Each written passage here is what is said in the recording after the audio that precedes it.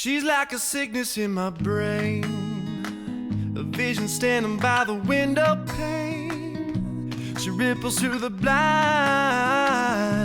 and leaves me in a daze.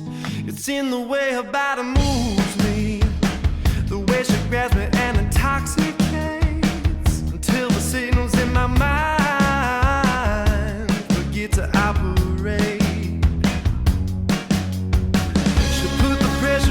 Fragile skull, I take my pleasure from my alcohol. She'll never give you any time at all. She just comes and goes, you know, and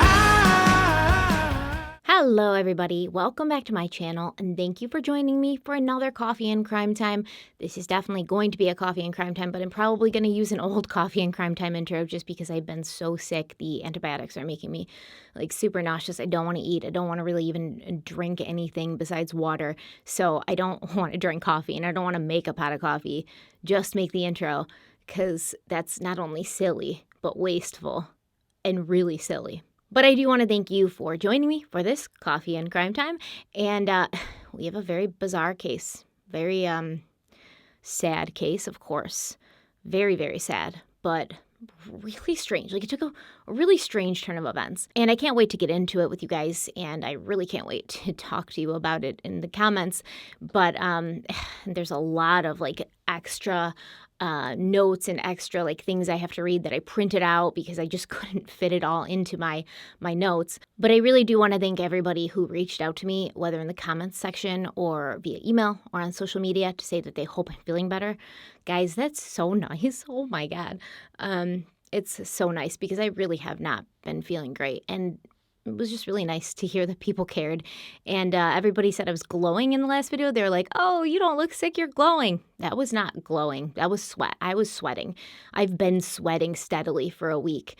Hot, cold. And then when I get hot, I just start glistening. It's a layer of sweat over my entire body. And that is what is happening again today. So if you think I'm glowing, it's perspiration. And we're actually going to talk about perspiration in a moment when we talk about our sponsor. But first, I want to kind of open up this case.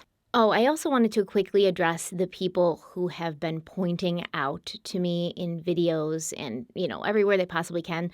Not even pointing out to me, but pointing out to others that I'm not wearing my wedding rings when you see me on camera. I'm very much still married, very much still happy. He's the love of my life. But I have a table here.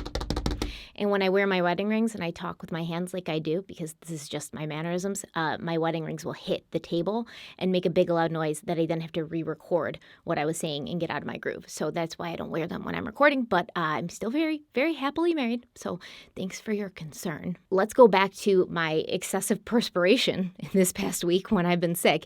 And let's have a word from the sponsor of today's video, Native. I used to think that all deodorants were created equally, that it really didn't matter what I was putting under my arms. You know, if it stopped me from smelling, then it did its job. But when I started working with Native a little over a year ago, I realized that it is important to make decisions daily to use products that are not only good for me and my body, but good for the planet. And as I'm recording this video in April, Earth Month, I think it's the perfect time to talk about switching to plastic-free packaging wherever possible, which is why I use Native's new plastic-free deodorant. Native's customers have been asking for plastic-free deodorants forever. Native listened. They've been developing this for, I think, 2 years, and now they have it, and they're great. And the same great product is inside, right? But on the outside, there's a much better product. It's now made from paperboard packaging, and Native is committed to sourcing from responsibly managed forests. They've sold over 500,000 units of plastic-free products, which saves 48,000 pounds of plastic from being manufactured. And we're talking single-use plastic, right? So when you get a deodorant and it's in a plastic case, you throw it away, you know, and it just goes in a landfill somewhere. So I really like that they've switched to the plastic-free packaging, but the inside product is amazing as well. Native deodorants come in a wide range of scents. My OG favorite is the eucalyptus mint, but 2 new scents just launched: lilac and white tea, and tangerine and citrus blossom. The lilac and white tea It's so good. Lilacs are my favorite flower. I live in Rochester, New York, and we have a big lilac festival every May. And the smell of lilacs just brings back like great memories. My mom used to have lilac bushes in her yard, and she would cut fresh lilacs every spring and put them in the house. It just elicits such a nice and positive feeling and memories. And they smell like real lilacs, this deodorant. The deodorant is fast drying, non-sticky, and it keeps me feeling fresh even after a really like heavy duty exercise day or recording a video in front of these hot lights. I have this rower. It's called an ergata rower, and it's like like a rower. And I swear to God, in 15 minutes, I sweat more than I would on a treadmill for 2 hours. But if I've got my native deodorant on after I'm done working out, yeah, I sweat. Like I'm soaked with sweat, but I don't smell bad. Best of all, their deodorants are made with familiar and simple ingredients such as coconut oil and shea butter, but without ingredients like aluminum. The deodorants are paraben and sulfate-free, which is something I also try to avoid in my beauty products. They're vegan and cruelty-free, which I love, and they work all day long, even after these intense workouts I'm talking about, which is really impressive to me because you don't need a lot of this deodorant. A few swipes is all it takes, and then I don't smell bad all day. Now, 3 plastic-free deodorants are normally $39, but if you use my link and the code StephanieH7, you'll get them for $29. That's 25% off. It's a great deal. I know that they sell Native at Target and stuff because I love Native body washes. They're my favorite all-time body washes. I love them so much. I will probably never use any other body washes. In fact, they have limited edition scents, seasonal scents. And there was a rosemary and lemon zest over the winter, and I knew it was limited edition. I bought like 12 of them because it's my absolute favorite scent of body wash. And Native, I know you're listening to this. Please bring that back full time. Make it a full-time scent. It's amazing. But anyways, like I said, go into the description box, click the link, use code StephanieH7, and you can get 3 plastic-free deodorants for only $29. That's 25% off the normal price. Go and check them out. I love them. Thank you so much to Native for sponsoring this video. Let's dive back into the video. I want to talk about, the prevalence of missing children and what it does to the community as a whole. And, children go missing, obviously, all over the world, in every town, city, state, country. But when it happens in a small town, it sticks, right? And every small town has one. The story of a child who disappeared and changed the people and the lifestyle in the community. For these towns, there's a before and an after. Before the disappearance, children played outside. They stayed outside all day. They only came home when it got dark and their moms were calling them in for dinner. They walked to and from school by themselves. Everyone left their doors unlocked. Everyone trusted everybody. After the disappearance, now parents all of a sudden want to know where their children are at all times. They start driving their kids to and from school, meeting them at the bus stop, taking an extra few minutes every night to lock their houses up safe because they know that it wasn't their child, but it could have been. Before, there'd been safety, comfort, trust.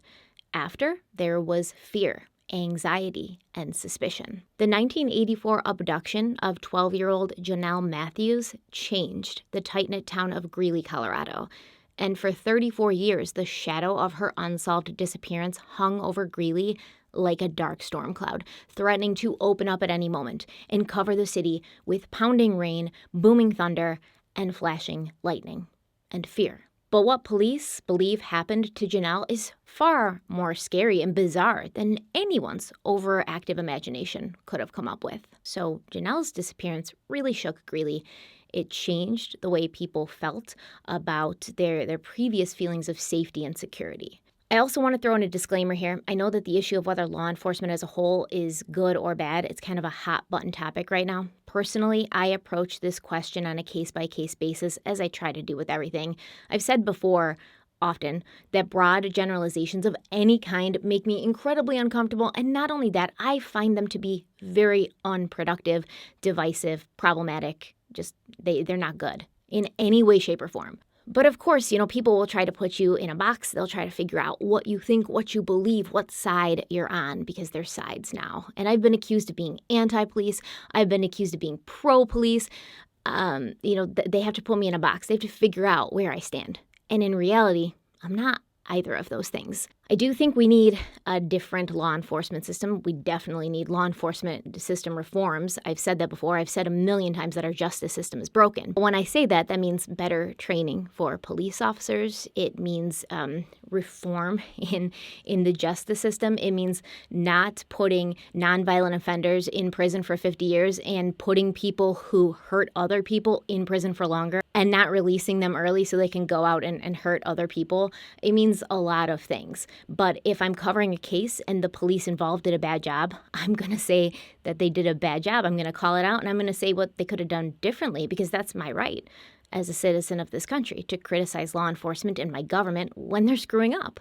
But I'm also quick to point out when the police did a great job in a case, and there's plenty of examples of this. And I only am talking about this because I recognize and have seen that there are people out there who will use the distrust in police to spin a narrative in their own favor and try to escape justice. And in my personal opinion, and I think anyone with an ounce of logic would agree, that's what's happening here in this case. And I do invite you to disagree with me. If you disagree with me in the comments, let me know. But I also really want you to listen to the details of this case before you make your decision. Okay, so Jonelle was not born Jonelle Matthews, but Jonelle Vieira on February 9th, 1972 at Cottage Hospital in Santa Barbara, California. Her biological mother, Terry, was just 13 at the time of her birth, so Terry put Jonelle up for adoption. 2 months later, Jonelle was adopted by a couple, Jim and Gloria Matthews, who already had one daughter named Jennifer, and Jennifer was about 3 at this time when Jonelle was adopted. The Matthews had reportedly struggled to conceive Jennifer, so they decided to adopt their second child, Jonelle, and 6 years later, the family moved from California to Greeley, Colorado, about 50 miles away from Denver.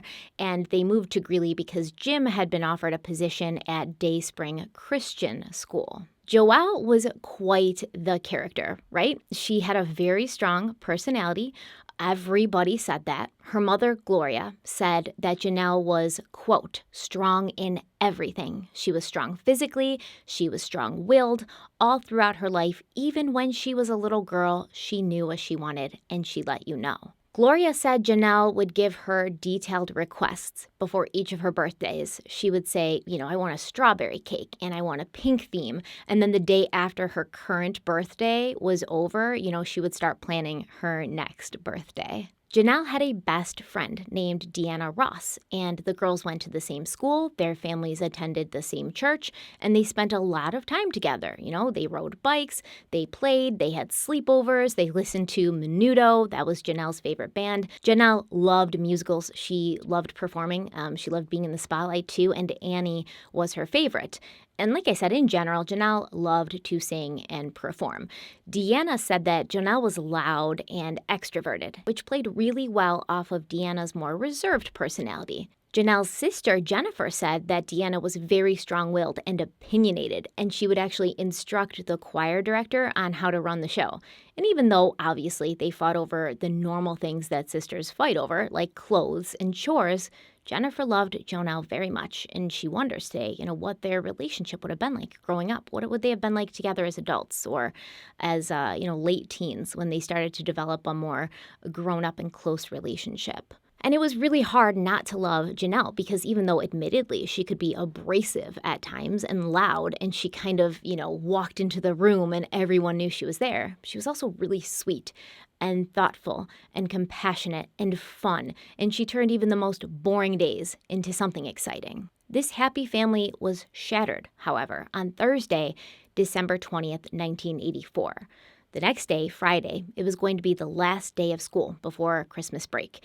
And Jonelle, who loved all things Christmas, she loved the tradition. She loved everything about Christmas, the decorations, the excitement, the carols. She was super pumped to bring her handmade Christmas presents into school the next day and give them to her friends. She'd spent a lot of time making them. She'd put a lot of thought into them, and she couldn't wait to give them to her friends. That year for Christmas, 12-year-old Jonelle had asked Santa for a Cabbage Patch doll, and it was currently sitting under the tree, all wrapped up, waiting for her to open on Christmas morning.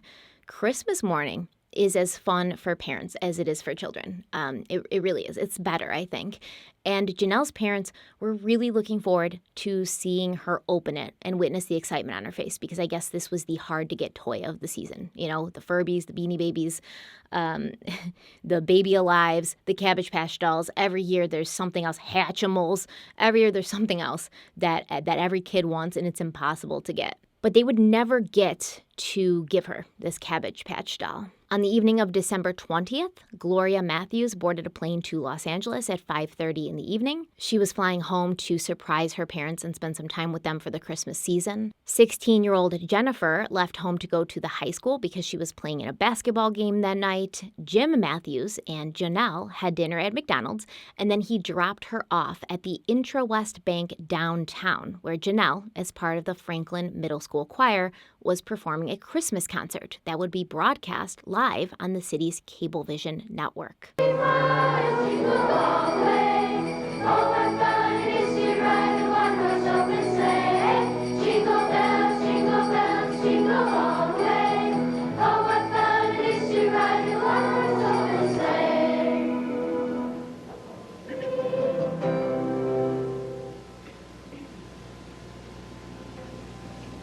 Now, unfortunately, Jim couldn't stay and watch the concert because he had to get to the high school for Jennifer's basketball game. You know, he had told her he would be there, but it wasn't a big deal because the concert was being televised and because Jonelle's best friend, Deanna, was also in the school choir, and she and her father, Russell Ross, would be giving Jonelle a ride home that evening, so she was taken care of.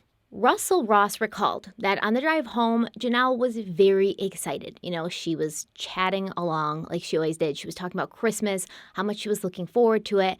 And when he pulled up in front of the Matthews house at around 8:15 p.m., Jonelle got out of the car and told Deanna that she would see her tomorrow in school. Russell Ross felt that nothing was unusual or out of the ordinary about these moments.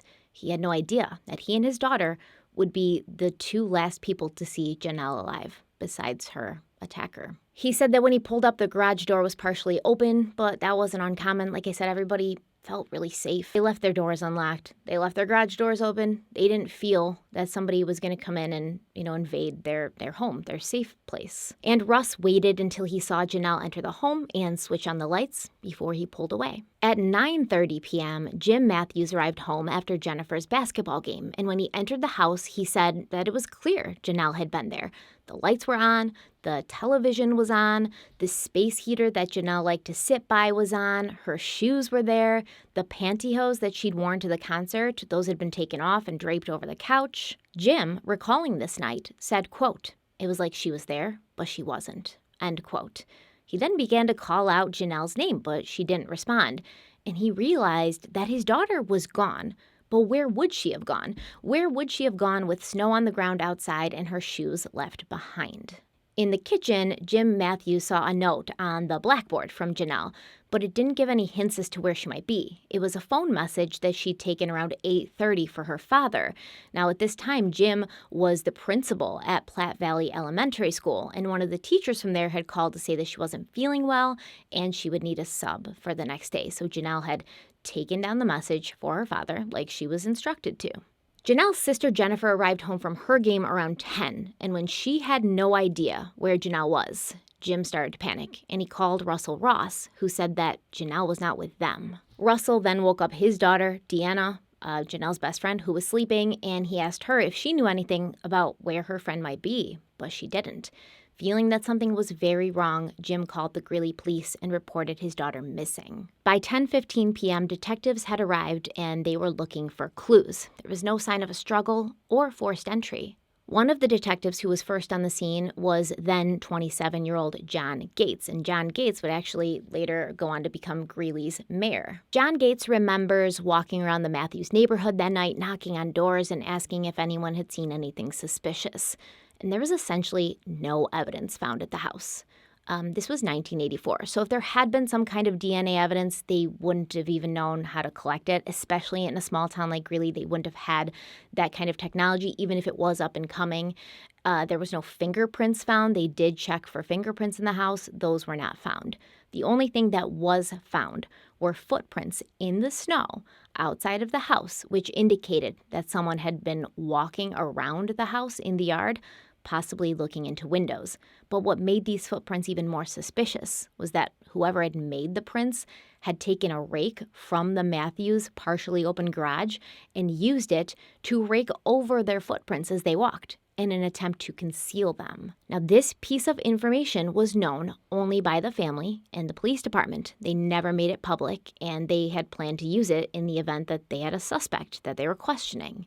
Aside from those footprints, the police had nothing to go on. Jonelle had vanished without a trace, and they didn't even really know where to start. Jonelle's father, Jim, was the first suspect, but not because he'd done anything shady, simply because he was her dad. Gloria, her mom, was out of town, so he's really what's left. The family members are always the first ones that are looked at when something happens to a child. And he understood why the police had to consider him, but once he was cleared, which he eventually was, there were no other leads, no other suspects. Searches were conducted, notably a search consisting of 600 volunteers, which took place on Jonelle's 13th birthday in February of 1985, but they found nothing. In March of 1985, Ronald Reagan, who was the president at that time, he mentioned Jonelle in a speech he gave about missing children. 5 days before Christmas, Jonelle disappeared from her home. Jonelle was one of the first children to be featured on milk cartons, right along with Johnny Gosch and Eaton Potts. There was posters put up all around town with her face on them, but the case soon went cold. There was some hope, however. Just 6 months prior to her disappearance, the National Center for Missing and Exploited Children had been established by Congress, and the Matthews felt that maybe some of the success stories they were seeing of children being returned home to their parents, that would become their reality as well. Gloria even set a place for Jonelle at the table for Christmas dinner. They kept her room exactly the same, and they kept her wrapped presents under the tree. But by the summer of 1985, the chances of Jonelle coming home seemed incredibly bleak, and they took down Jonelle's Menudo posters and converted her bedroom into a guest room.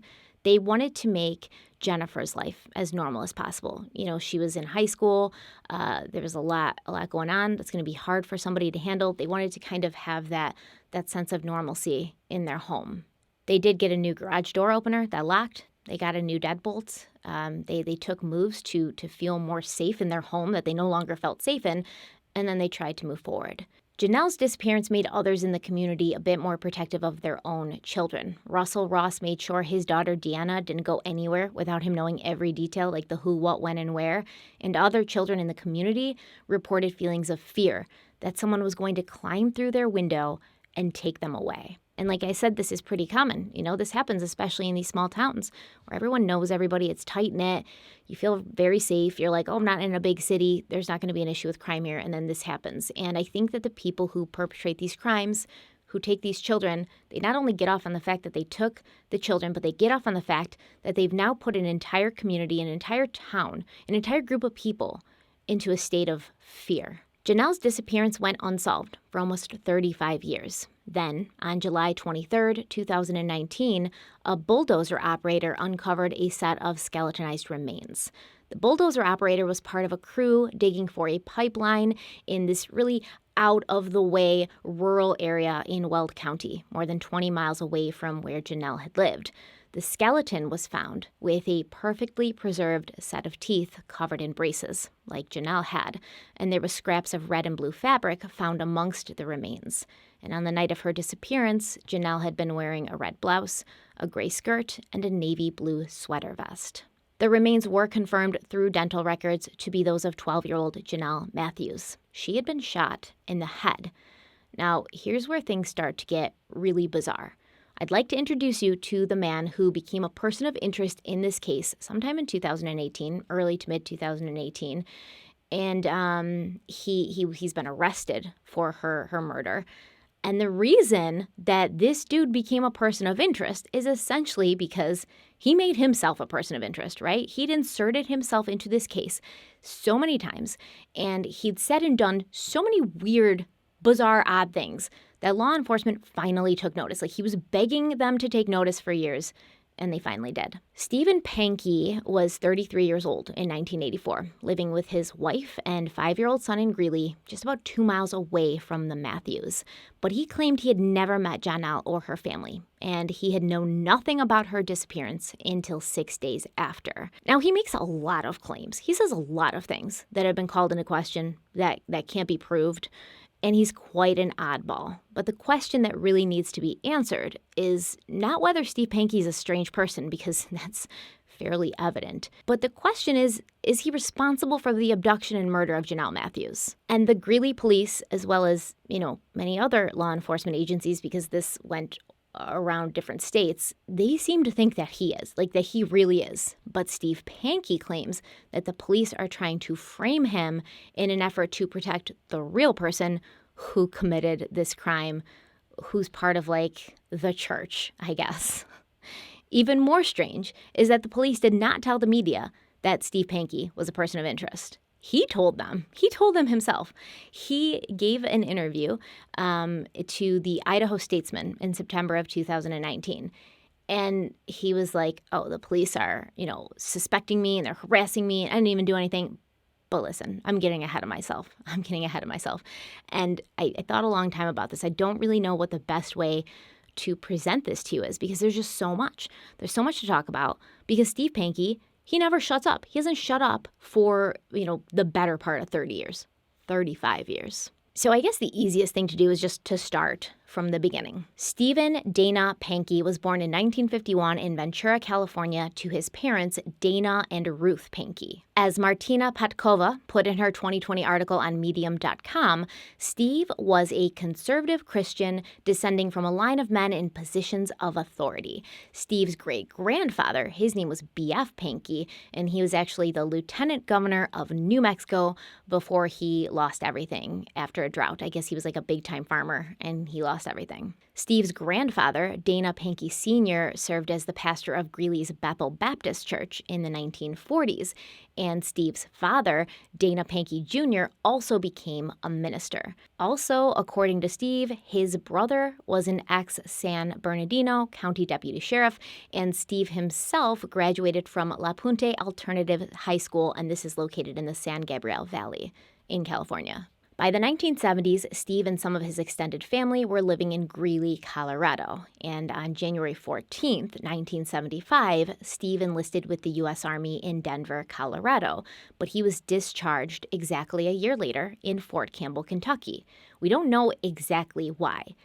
But according to Steve, it's because he was gay. Now, this is a really strange part of the story that I can't seem to wrap my head around, because Steve Pankey is a very contradictory person when it comes to a lot of things, but especially when it comes to his sexuality and its role and its impact in his life.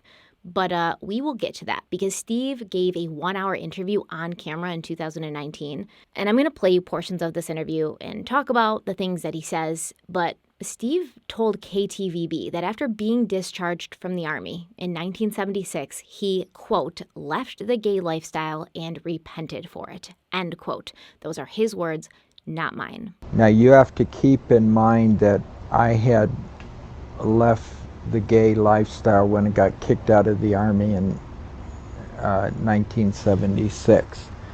And so then I repented for that. So this is when we begin to see Stephen Pankey butting heads with all sorts of different people. And it's funny, because in that interview I was talking about that he gave on camera, he speaks about how the police handled him and how it's not the way you win friends and influence people. And this is a nod to the book of the same name by Dale Carnegie, which is creepy enough as it is, because Charles Manson loved that book, right? He read it and he took classes on it while he was in prison, and it's suspected that what he learned from Dale Carnegie helped him to go on and manipulate so many of his followers. I have a 7-part Manson series. I'll link it in the description box if you haven't seen it yet. We do discuss that in it. But in this specific instance, it's kind of ironic, since looking at Stephen's history, he doesn't seem to be really good at making friends or influencing people, at least not in a positive way. I'm sure he influences people very negatively.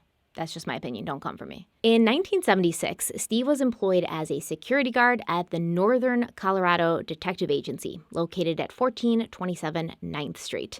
Now, this same year, 2 students from John Evans High School, they were 15 and 16, I believe, they claimed that Pankey had cornered them in the John Evans tunnel and attacked them with mace when they had refused to show him their hands.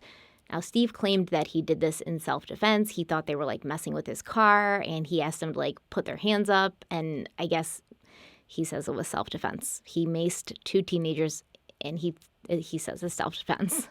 As he's a security guard, by the way. So he's technically in a position of power, and this kind of becomes a pattern for him. He seeks out positions that will put him in power.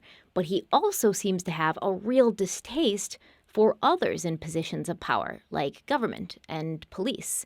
And I think that's because he really wanted to be in these positions of power himself, like his grandfather and his father and his great-grandfather.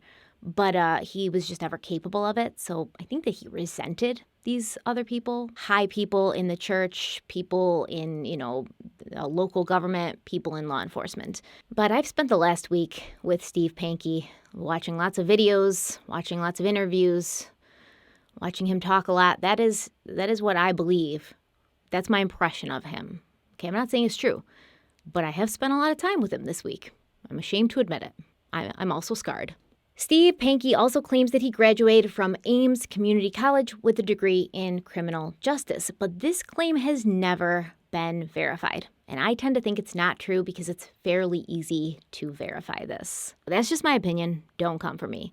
In November of 1976, a trailer park owner filed an action against Stephen Pankey for unpaid debts. And this man claimed that Steve would call him repeatedly and either say nothing, just sit on the phone and just breathe into the phone, or threaten him. An example of one of these threats was Steve allegedly saying, quote, "Before you get me in court, I'll take care of you," end quote. By December of that year, Steve was working as a car salesman at Edwards Chevrolet, located at 1310 8th Avenue. Now, in 1977, Steve says he became a youth pastor at his church, and this church was the Sunnyview Church of the Nazarene in Greeley, Colorado.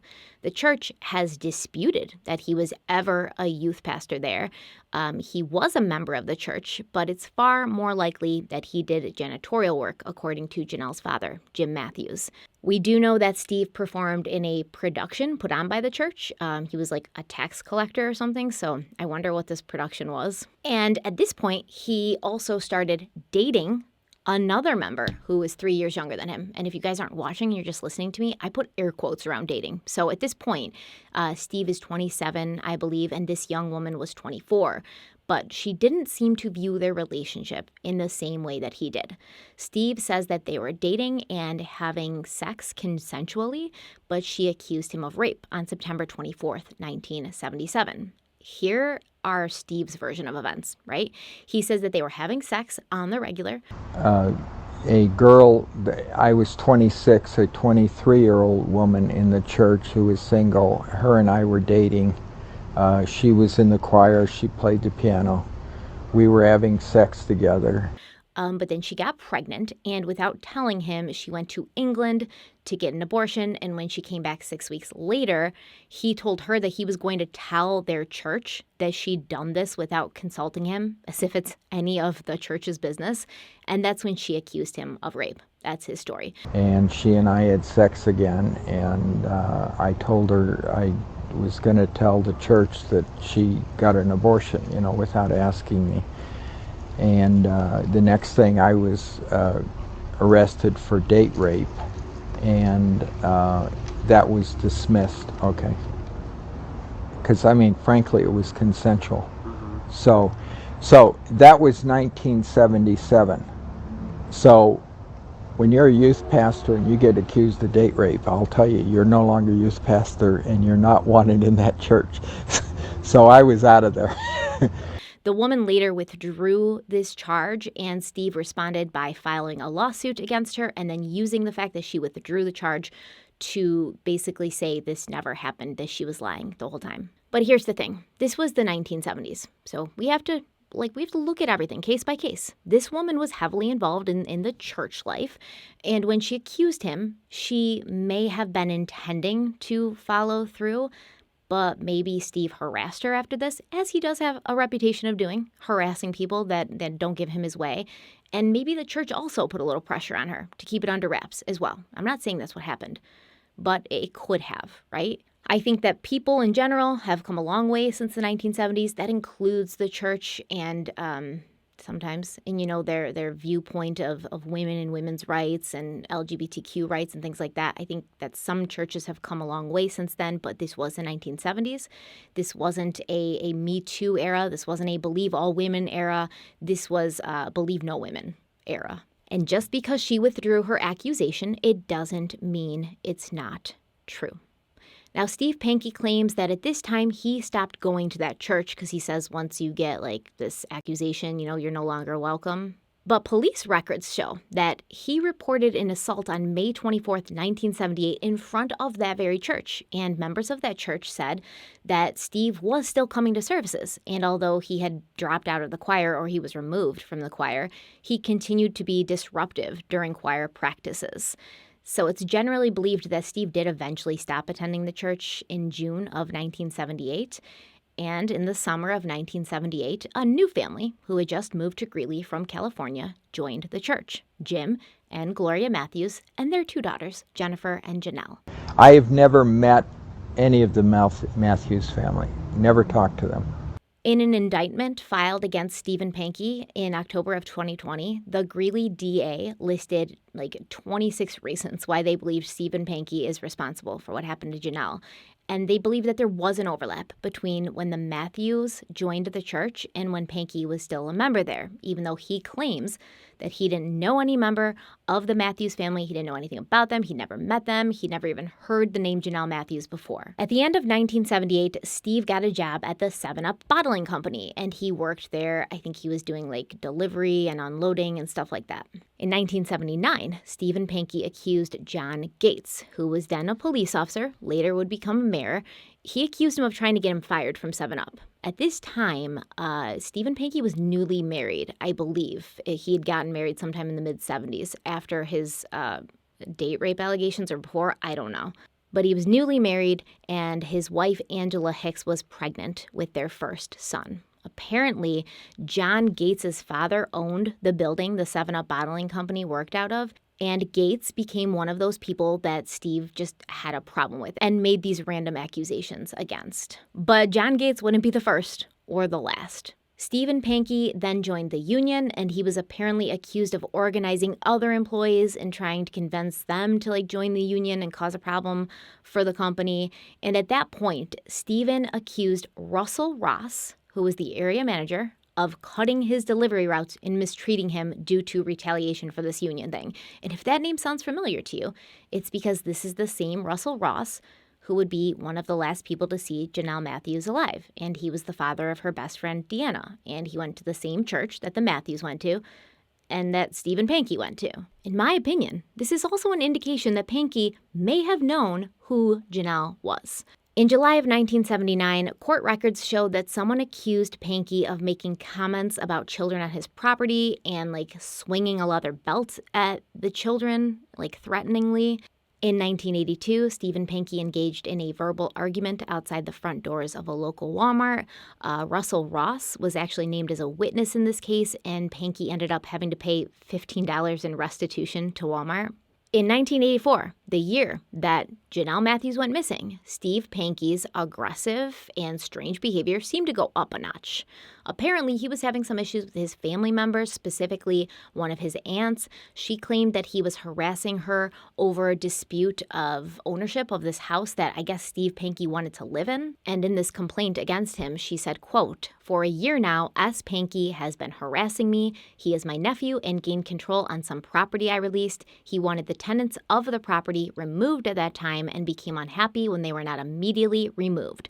Since then, S. Pankey has followed me to the bank, to the post office, etc. One day, I received 58 phone calls from him," end quote.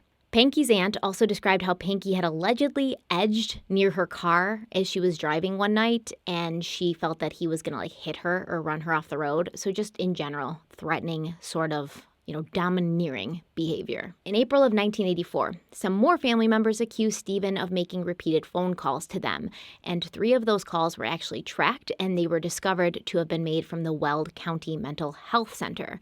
In a statement connected to this complaint, a woman wrote that when she was a teenager, her parents had let Stephen Pankey stay with them for some time, and he'd attempted to rape her, and she said, quote, "He's crazy. I think this is the beginning, and it will get worse," end quote. She also mentioned that Pankey had spent some time in a mental health facility in the past, which those calls being tracked to the Weld County Mental Health Hospital, that would sort of confirm that, or at least support it. On December 19th, 1984, the day before Jonelle was taken from her home, Stephen Pankey was arrested at the Norbel Community Credit Union due to suspicion of harassment and trespassing. He'd apparently been told to stay away either from the credit union or specifically one of the tellers. He'd been told this multiple times before because he'd gotten threatening and he'd been disruptive. And on this day, the day before Jonelle went missing, he demanded that the teller give him his money or he wasn't going to leave. But the bank was not giving him his money due to some financial reasons. Specifically, it seemed that Pankey owed the credit union $1,200 in back payments. So the teller was like, well, are you going to pay us the back payments? Because you're not going to get your money back until you're going to pay us the back payments. And Steve, threw a fit, made a scene, became threatening, and then he got arrested that day before Jonelle's disappearance. And then obviously he got let go. So the police aren't trying to harass him too much, and he makes several statements in a lot of his interviews that he's scared to get arrested because he feels that he's going to be killed in custody, that he's going to be silenced while in police custody. But he's been arrested before. I think while he was in Greeley, there was something like 20 misdemeanors that he was kind of taken in for. And he claims that a lot of them were just, bullshit, like just police harassment. But I don't know. They seem legit. That brings us to December 20th, the day of Jonelle's disappearance, and Stephen Pankey's story of what happened that day, as well as the following days, weeks, months, and even years, because Stephen Pankey, innocent of doing anything to Jonelle, he just could never let her go. He could never forget about her. This is where I'm going to be fact-checking him based on his indictment and statements from his now ex-wife Angela Hicks, because he gave this hour-long interview, and I'll link it here and I'll put clips in, but he gave this hour-long interview, and he just says a bunch of stuff that's unsubstantiated, outright crazy and bizarre, and just, not true. And he says some things that I don't even know where he gets them from. I don't know. So Stephen Pankey's story is that on the evening of December 20th, 1984, the night Jonelle Matthews was taken from her home, just about 2 miles away from his home, he was at his own house with his wife and his 5-year-old son, and they were going to bed early because they'd planned a trip to spend Christmas with his family in California. I think it was Big Bear, California. And they were leaving very, very early the next morning. So he said the car was packed in the driveway. They were ready to go. They didn't have any radios or televisions on because they were getting ready for bed. So he's not going to hear any news about, Jonelle's disappearance. And as he's just shutting the lights off and getting the house ready for bed, he peeked out the front window to check, and he wanted to see how much snow had fallen so he would know what to expect when they left the next morning for this trip.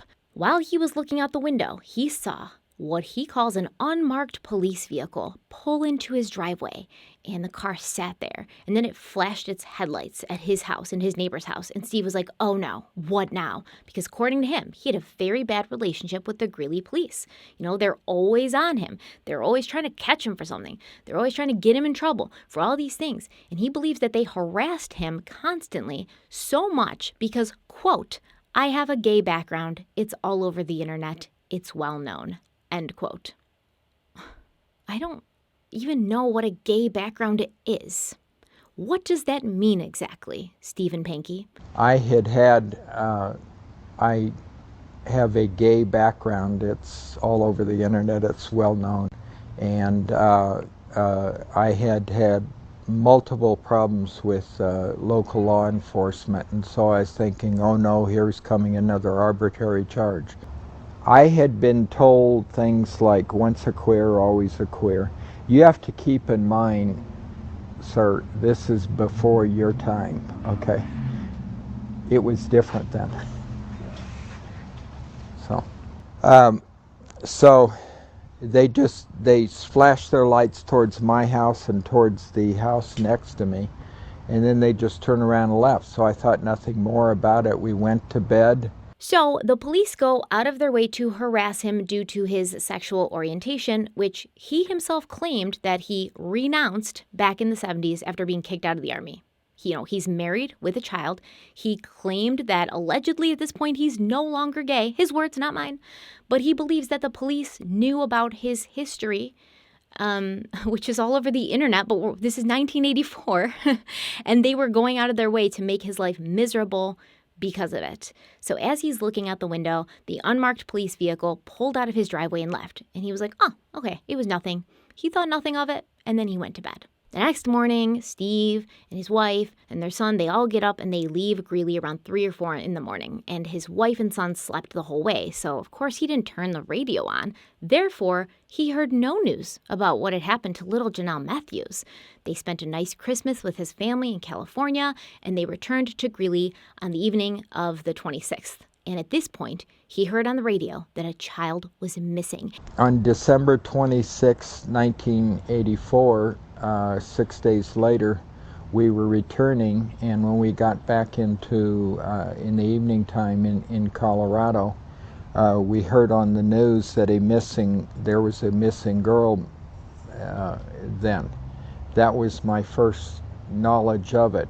And this was the very first time that he was made aware of Jonelle Matthews. Not just the fact that she was missing, but who she was, what had happened to her, everything. Well, Stephen Pankey's ex-wife, Angela, remembered that trip to California a little differently. Firstly, she said they did not leave early on the morning of the 21st. They left the next day on the 22nd. And the trip hadn't been planned at all. So Steve says this was the plan. They'd known that they were going to California for months, that it was planned. His wife knew about it. They were all packed up and ready to go. Angela Hicks said it was very last minute. She also reported that before they left, her then husband, Steve Pankey, dumped their 2 dogs somewhere. And she doesn't know what happened to them, but she never saw them again. Now, this kind of shows me that it wasn't planned, right? Because A, you're a really shitty person if, you want to go on a trip and you don't want to leave your dogs alone, but you don't want to bring them with you, so you just leave them somewhere. I personally think Steve Pankey killed those 2 dogs, but that's just my opinion. But you didn't plan this trip, so you didn't have anyone to watch your dogs. You didn't have any provisions made for them, so you have to get out of town for whatever reason. So you just get rid of the dogs so that you can go. On the way back home to Greeley, Angela Hicks claimed that Steve uncharacteristically listened to the radio searching for news accounts of Jonelle's disappearance. She also said that as soon as they got home on the evening of December 26th, Steve began digging in their backyard, and she didn't know why. And then she also said, in the following days, he would make her read news reports of Jonelle's disappearance out loud. Now, Steve said that on the night of the 26th, they got home, unpacked, and went to bed. He doesn't mention any digging around in the yard. However, the next morning, they got an unexpected visitor. Steve's father-in-law dropped by, which Steve was surprised by since the two of them were not on speaking terms. But Steve's father-in-law had a crazy tale to tell. So he was the groundskeeper at a local cemetery, and allegedly, he told Steve that he'd been approached by a police officer. And this police officer told him that there was a body that needed to be buried in a casket, and it would look bad for Steve. His father-in-law never said Jonelle's name, didn't mention anything specific about this body, didn't say it was a child, just that it needed to be buried, and a cop had said this to him. He doesn't even really clarify whether or not he buried this body or not. It's a very disjointed conversation. And Steve also felt that the whole conversation was very bizarre. And he said that a cop had come to him and said that he had a body that needed to be buried in a casket, and that it would look bad for Steve. And when I'm listening to this, I'm thinking this is kind of like the weirdest conversation I've ever had. So I asked him, I said, are you wearing a wire for the police department? What's going on here? And he said no, and he left. And he asked his father-in-law, like, what's going on here? You know, are you with the police department? Are you wearing a wire? And Steve's father-in-law was like, no. And then he left. And Steve felt that this was super weird. This turn of events was really strange. So he called his local lawyer, who happened to be out of the country in Israel, and he wasn't set to return until the following week. And Steve claims that this is when he went searching around his yard on the 27th, even though his wife claimed that it was the night before that he'd been digging in the yard. I searched all around our acre, around the neighbor's acre, where the cops had flashed the lights like a week before. And there was nothing there, you know. So I was kind of weirded out about this. And Steve never comes out directly and, says this, but I believe what he's trying to suggest is that a police officer was involved in Jonelle's death, and they'd come to his house the night of the 20th to set him up in some way. So he wondered if they'd been there to plant evidence on his property, to frame him for the crime. Even though he doesn't say that he saw the police get out of the car, they were just parked there and they flashed their lights. But, my mind can go wild sometimes. So I'd think to myself, if I was somebody in Steve Pankey's position and I was truly innocent and I truly felt that the police were trying to set me up, I'd be like, well, maybe they were flashing their lights at me to distract me so that other police officers can go around back and hide evidence in my yard. So I get it, right? But at the same time, I don't. And get this, a few days after he and his family returned to Colorado, the family car burst into flames in his driveway, and Steve had to take it to a salvage yard to get rid of it. Couldn't be that your car burst into flames because you had, traveled with evidence, like organic evidence in the car, and you didn't want the police to get a hold of it. At this point, Steve claims he got a newspaper so he could get some information about Jonelle's case, and in my opinion, he makes a little slip here in the interview. He says something like, I got a newspaper because I wanted to find out more, and it was the only murder in the area at that time. And he corrects himself and he says disappearance. But it takes him quite a while to recover from this and sort of like get back on track. Now, from a normal person's perspective, this would not have been a big deal because by the time Steve gave this interview, Jonelle's remains had been found, so everyone knew that she had been murdered. But if Steve had a guilty conscience, he would have been flustered by his own words because he's telling a story from his point of view in 1984. And in 1984, he wouldn't have known that Jonelle had been murdered. And like I said, he's talking about his thought process in 1984 and about reading news articles, which would not have been reporting a murder, but an abduction. So you can see that he's trying very hard to watch what he says and be careful about the words he uses. And I think that he felt he'd said something wrong. And I also believe that a lot of what he's saying is a pre-rehearsed story, a pre-rehearsed lie, if you will, allegedly, just my opinion, don't come for me. And so he had to kind of get back on track with what his story was, but he also felt flustered because he felt he'd made a mistake, even though a logical person would be like, yeah, I mean, we all know at this point that poor Jonelle had been murdered. But he's thinking, oh, did I just say something that made me seem suspicious? But I'll show you. I'll play the clip for you. I got a copy of the newspaper, and the Jonelle Matthews thing was all over it. It was the only murder in the area that was at the time, or disappearance at the time, that was talked about. So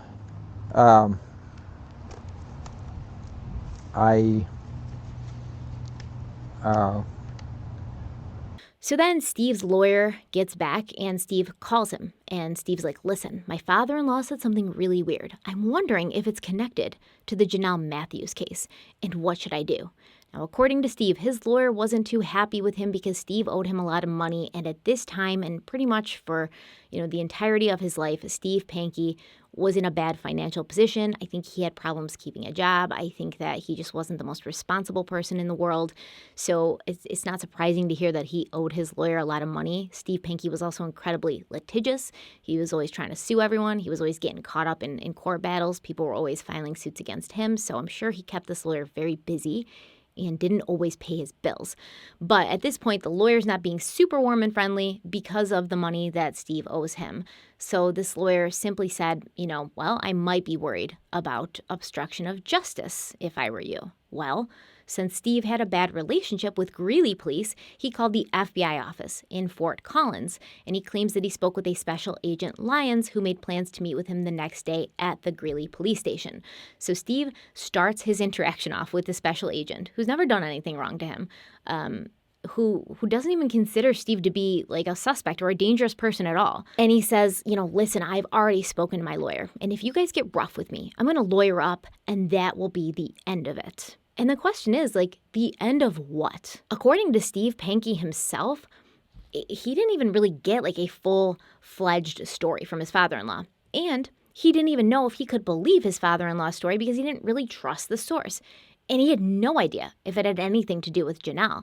So why would he think that this information he had was so valuable that he would have some leverage to threaten law enforcement with? If you guys treat me in any way, I'm out of here. You're not going to get the information I have, which, according to him, wasn't really even information that he could be sure was connected. He was just trying to avoid an obstruction of justice charge, which doesn't make any sense. And if an actual lawyer with a degree told him that him hearing that from his father-in-law was going to give him an obstruction of justice charge in a case that he had no idea the information from his father-in-law was connected to, I wouldn't have paid my bills either, honestly. If that's the kind of lawyer you have, that's the kind of advice he's giving you, I don't believe it, though. I don't believe the lawyer said that. What I told Lyons on the phone is I wanted to avoid an obstruction of justice charge. I just don't want to have a problem. And so the next day he called me back and he wanted me to meet him at the Greeley Police Department. So I met him there. What I told him was somebody had talked, I said I had talked to my attorney, and if you get rough with me, I'm going to lawyer up, and that'll be the end of it. According to Steve, Special Agent Lyons asked him all sorts of things about Jonelle. And Steve was like, I don't know anything about Jonelle. I don't know. And Lyons was like, well, do you know if her disappearance could have had something to do with her older friends? And Steve was like, well, I don't know. I don't know anything about her friends. And then Special Agent Lyons was like, well, do you think it has something to do with drug dealing that's going on in her neighborhood? And Steve was like, I don't know anything about drug dealing. I don't know anything about the neighborhood. Then he said, was the conversation about any drug dealing in the neighborhood? And I says, I don't know anything about that neighborhood. I don't know anything about drug dealing. I don't know anything about that. Once again, I don't believe that Special Agent Lyons asked Steve any of these things about older friends, about drug dealing going on in the neighborhood. There's no evidence to back up that Jonelle had older friends that the FBI would be aware of. There's nothing to back up that there was drug deals going on in the Matthews neighborhood. I think it's Steve trying to drop breadcrumbs where he thinks he's being slick, and he's like, oh, I'm just going to drop these little tidbits of crazy evidence into the conversation with this reporter that I'm talking to, and then it's going to give me the benefit of the doubt. It's going to give, people another avenue to go down, oh, well, if there was drug deals going down in the neighborhood, maybe that's what happened. Or if Jonelle had some older friends, maybe she got in some trouble with them. That's what he's doing. But he's not slick, and he's not sly, and he's not smart, and he's not fooling anybody. And besides that, Steve literally said, I don't know anything about Jonelle Matthews' neighborhood. But that's not necessarily true either, because during an interview with law enforcement in March of 1985, Stephen Pankey demonstrated intimate familiarity with the neighborhood when he stated that 2 police officers lived on the same block as Jonelle. And he also said that he used to like to watch children walk home from Franklin Middle School, where Jonelle was a student. Then Steve claimed a Greeley police officer came in while he was talking to Special Agent Lyons. And you'll notice that when he talks about Greeley police officers, Steve makes them very cartoonish, exaggerated characters from The Sopranos. So this police officer's like, what's going on, What's your story? Getting all in his face. And Steve was like, sir, I have a bad relationship with you guys. So if you want to know anything, you can ask him, referring to Special Agent Lyons. And then Steve left because he's not going to sit there and put up with this horrible treatment from the Greeley police. And that's the totality of what Steve Pankey knows about Jonelle and his involvement in the case. But that's not true either. In the interview that he did on camera, Steve Pankey does some talking about the church that he and the Matthews were both members of. He said that he didn't feel comfortable bringing his own 5-year-old son there, and he knew that there were some city workers who were members of the church and that there was close relationships between law enforcement and the trusted adults of the church. Once again, his words, not mine. And he suggests that there was a confrontation between one of these trusted adults at the church and Jonelle. And the police not only helped the church cover it up, but they are now working actively to frame Steve Pankey for it. When I have been talked to about this, nobody seems to want to know or hear anything bad that a cop might be involved in it, okay? I mean, I used to be youth pastor at Sunnyview Church of the Nazarene, where the Matthews family went, so I knew their trusted adults. My then 5-year-old, I didn't want him there from some of the things that I knew about them. So I have all along, I've had suspicions. Now suspicions aren't facts, it's just suspicion. My suspicion is that there was a confrontation with a trusted adult. It ended in injury, death, whatever. And I think under the circumstances, because there were some close relationships between the police, there was a city worker going to the church and all, that there was some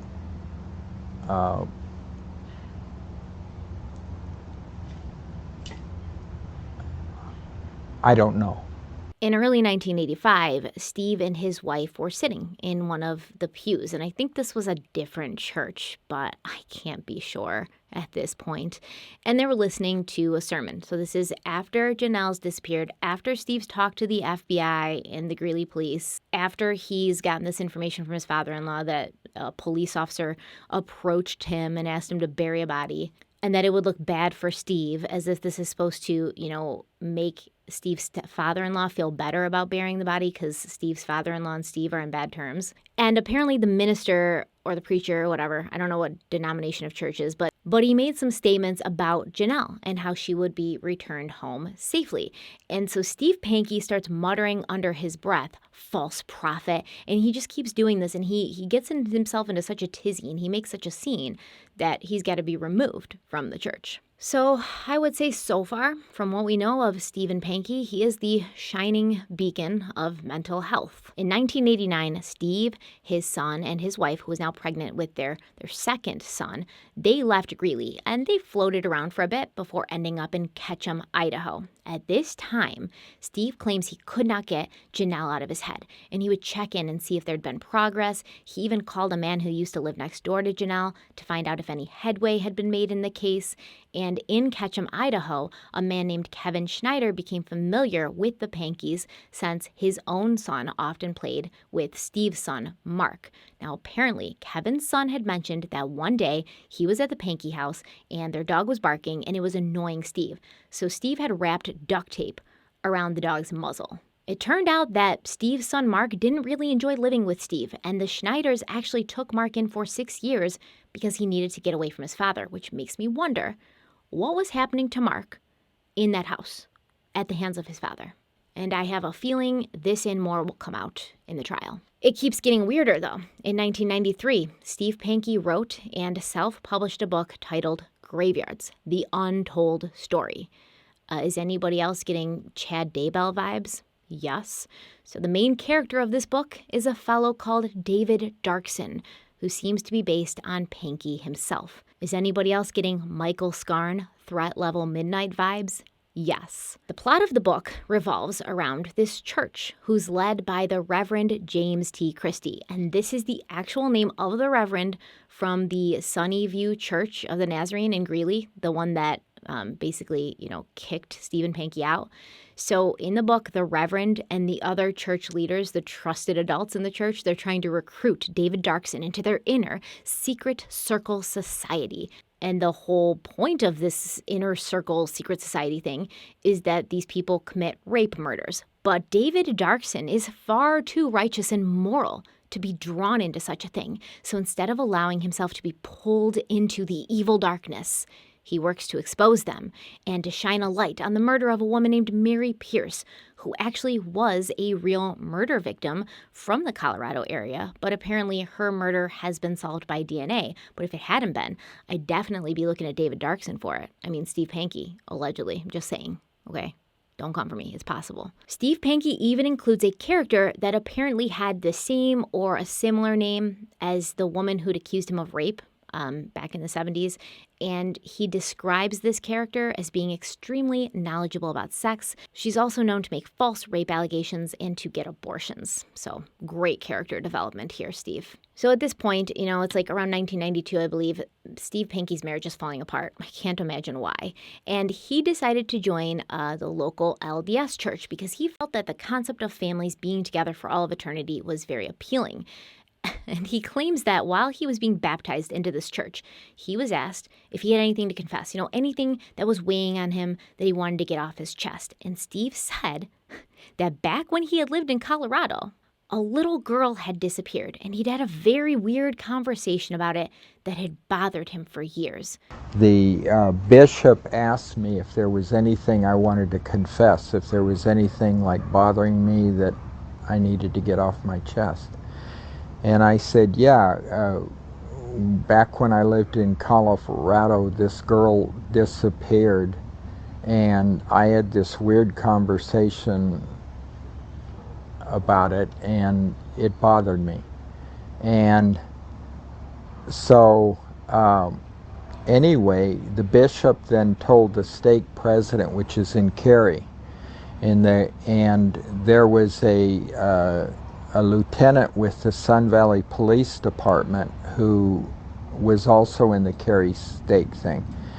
So the then stake president contacted me and said, if you've had a conversation with somebody about a missing person, we'd like for you to talk to Lieutenant Mark Lockwood. Now, apparently, and not surprisingly, this information got back to the Sun Valley Police, and I believe that this is Sun Valley's in Idaho as well. And a lieutenant from the Sun Valley Police contacted him and was like, if you have information about like an ongoing investigation, like you need to go to the police, you need to talk to somebody. And Steve said that he was concerned about this case and that it hadn't been solved. That it always bothered him that it hadn't been solved. Sometimes he even would call people in Greeley to see if there was any new developments, and he was really upset that there wasn't, and it still hadn't been solved. And every now and then, like, I'd call somebody in Greeley and check, because when I left Agent Lyons, I thought, because I slept really good, because I thought, if this was kids that did this to another kid, kids crack real easy, and this was going to be solved, and it just bothered me that it wasn't solved. Now, at this point, Steve claims that the Sun Valley Police had his, file, his lengthy file. And he says that they started acting as if he was either crazy and just wanted attention and made the whole thing up, or he had committed the crime himself. And I wonder what would have given them that idea, besides everything about you and everything you say. I'm crazy and I'm wanting attention and I made up the whole thing, or I did it. And I'm, what are you talking about? I had a conversation, that's it. He called and talked to my sister-in-law in Arizona. Who's he? Well, Detective Cash, Okay. With the Greeley Police Department. And he just out of the blue said that he's got this case of this missing Jonelle Matthews, and Steve Pankey's name's all over it. Is he mentally ill? To her. And she's like, what? So she gave the phone to my brother, who's an ex-San Bernardino County deputy sheriff, and said the same thing to him, and he said, my brother has no mental problems. He's eccentric, but he's not crazy. So then my brother naturally called me. I mean, any relative would do that. And so I called the Greeley police. I looked it up on the website, their number. I called the Greeley police station. I left a voicemail message for Detective Cash. And what I said is, you know, my family has a long history of homosexuals and hellfire brimstone Baptists. And back in 1946, I had an uncle that was arrested on a consensual homosexual charge who was killed in police custody, okay? This is my family is very divided on this, okay? And dealing with my past and everything. And I said, just please don't contact my family. So about 2 hours later, I got a call and it was from the district attorney's office in Weld County, which is the seat of Greeley. It hung up, so I called the number back, and the lady answered district attorney's office. And I hung up, then the same number called me back again, and it was Detective Cash. And it was obvious that I was on voice box and that other people were in the room and all, and I could hear like papers shuffling and papers being passed and all. And he asked me about it, and I said, you know, I don't know anything. And he asked me about my relationship with Russ Ross, and I said, you know, it was a very bad relationship with Russ Ross. And but that was, I don't know, 1978, 79. It was years before then. And he said that he wanted to come here to Twin Falls and interview me and talk to me about Russell Ross and the people in the church. And I said, you know, without a lawyer present, I'm not, you know, you guys charge me with date rape, you charge me with 20 misdemeanors. You're scary people. I have a homosexual background, I admit it, okay? I'm not going to talk to you without an attorney present. Now, Steve's ex-wife, Angela Hicks, claimed that in 1999, Steve told her that he was really pissed because the Sun Valley police refused to believe that he had information about Jonelle's case, and they refused to give him immunity for the information that he did have. And when Angela looked at him confused, he said to her, quote, "You don't think I could have hurt her, do you? She looked just like you," end quote.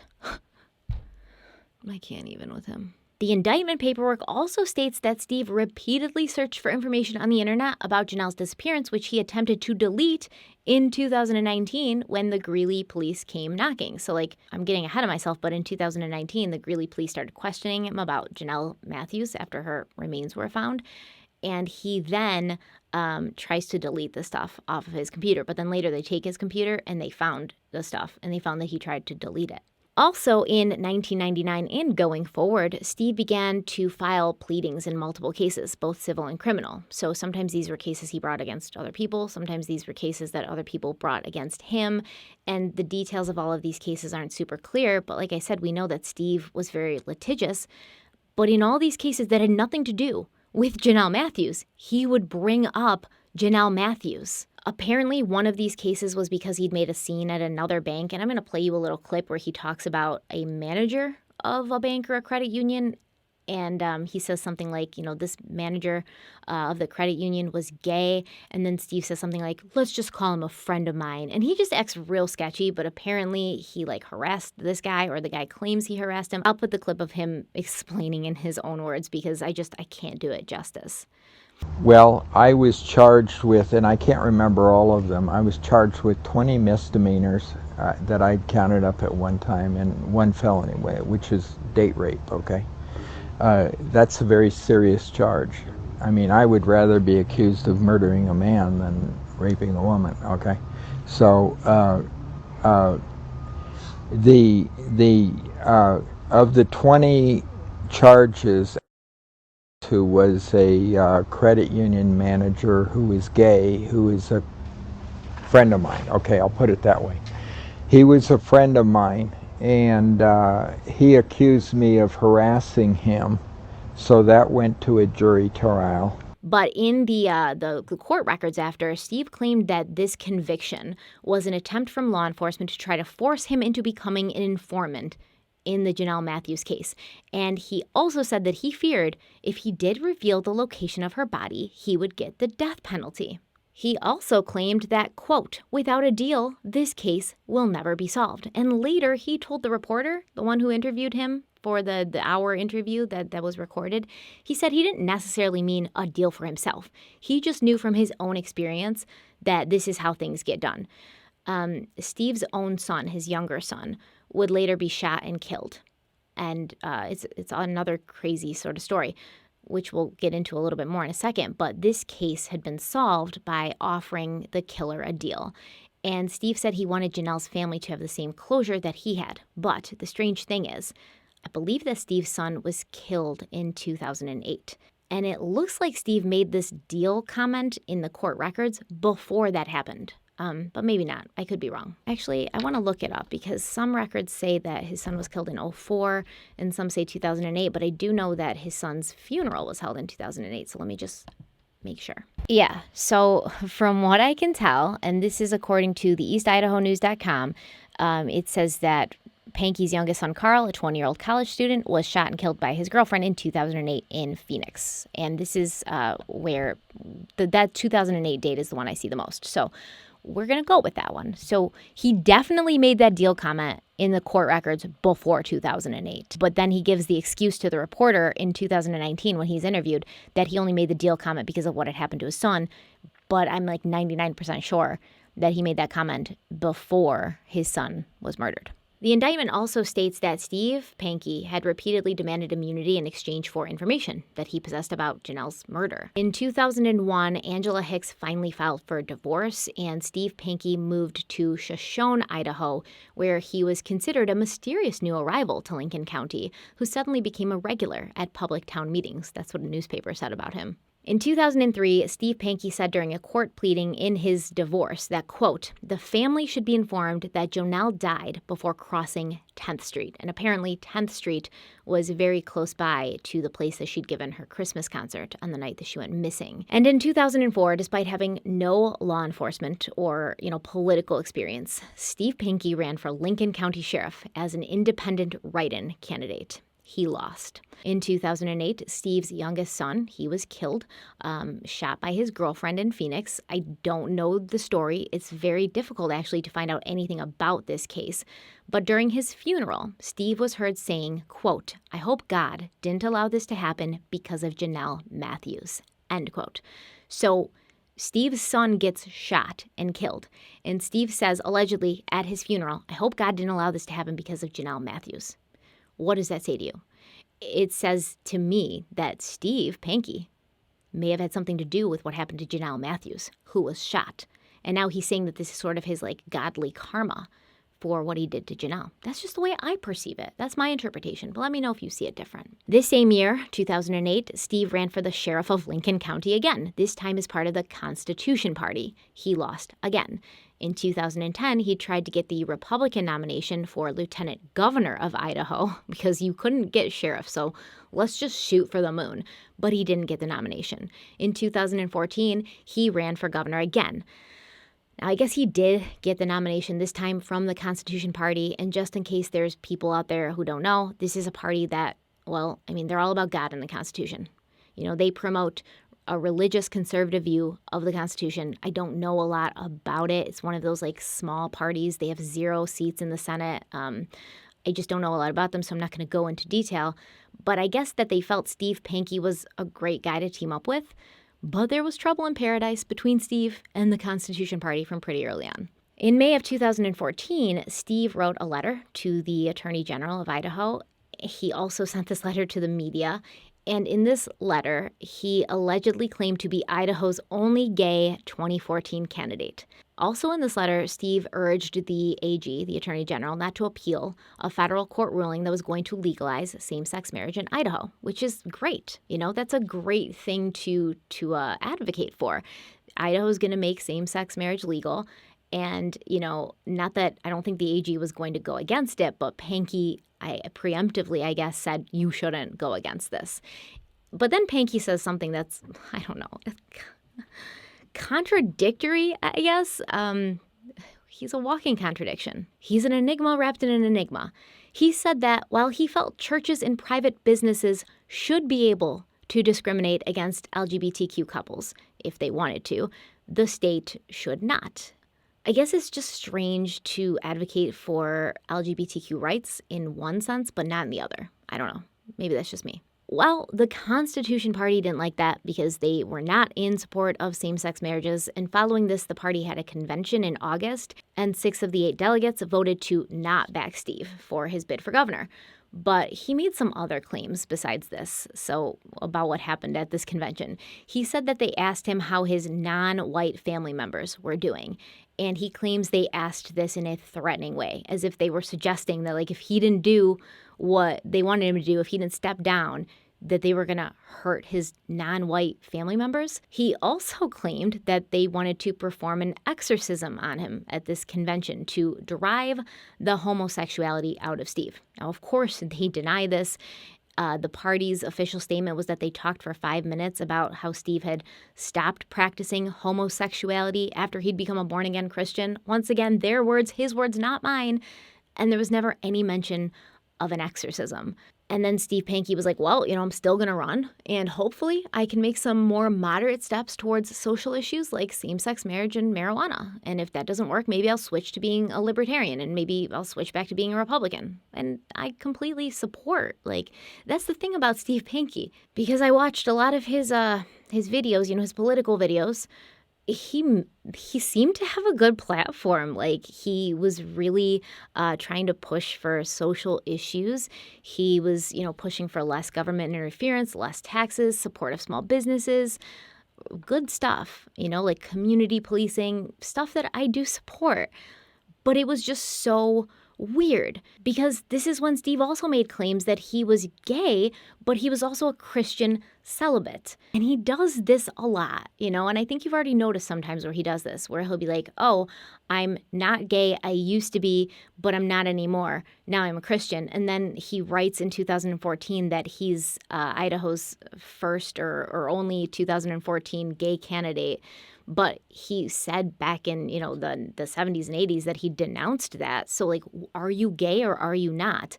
And can you just let us know what you are and not seem to use, your sexual orientation for when it's convenient? In 2018, Steve ran for governor in the Republican primary, and he got less than 1% of the votes. And this is the same year he became a person of interest in the abduction of Jonelle Matthews. So he becomes a person of interest before they even find her remains. And this is because of his own big mouth and just him talking constantly and throwing barbs at the police and constantly bringing her up every chance he got. At this time, it seems that Steve Pankey had also started collecting guns, and law enforcement started questioning him about Jonelle. And in 2019, 6 weeks after Jonelle's remains were found, police from Greeley and Twin Falls, Idaho, where Steve was living at that time, they got a search warrant for his condo, and they took his electronic devices. So I'm going to read a little bit from this article from the East Idaho News. This was written on September 13th, 2019.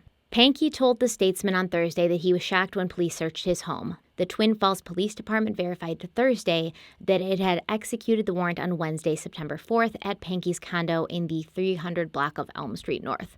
A SWAT team arrived, rifles in hand, to search his cars in his condo, and the team seized his electronics, devices, and financial documents, Pankey said. Since Jonelle's disappearance, Pankey said investigators have asked multiple times to talk to him about her.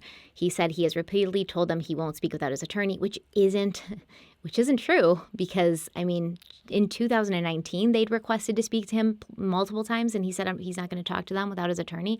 But before that, for the 30-something years before that, he was the one talking, and he was the one going to them. The Statesman reached out to the Greeley Police Department for comment on Thursday and did not receive an immediate response. The department issued a statement Friday in which it called Pankey a person of interest in the murder investigation of Jonelle Matthews. Pankey said he had a bad relationship with Greeley authorities. Once you're accused of something like date rape, you're forever stigmatized, he said. He said he was charged over his years in Colorado with as many as 20 other arbitrary misdemeanors such as battery and harassment by phone and went to trial multiple times. He said he won all the trials these are not my air quotes either. Like, I know I'm liberal with air quotes, but these are not mine. These are the East Idaho News, because there's really not a lot of proof that he won all of these cases. The Statesman could not immediately verify that. Colorado courts do not have an online record system, so the Statesman on Thursday requested via U.S. mail copies of Pankey's criminal charges in Weld County. Pankey told the Statesman he was sure that after police had his DNA, they would stop investigating him. He was surprised when they didn't.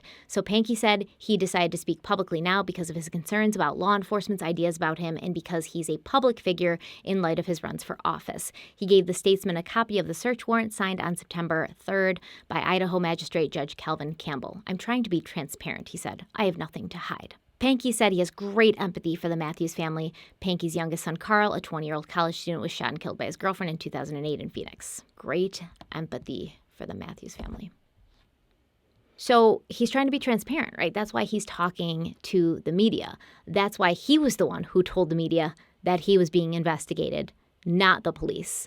The police only confirmed once Steve had already exposed himself as a person of interest. And then he ran for public office again in 2020, running under the campaign slogan, "No hanky with Pankey." Steve Pankey is running as the Republican candidate for Idaho governor. He has traditional core values with a biblical and constitutional perspective. One of Steve's focuses is on infrastructure. Working with a balanced state budget, Steve plans to help build and maintain excellent roads and bridges. He will bring together efficient and competent people who will help him pass policies he's passionate about, such as a fair and level low-rate business tax across industries and competitive health insurance across state lines. Steve wants to help our small businesses and work on deregulation for the farm and ranch industry. He also wants to create an Idaho-Israel high-tech alliance to make life easier and bring good-paying tech jobs to Idaho.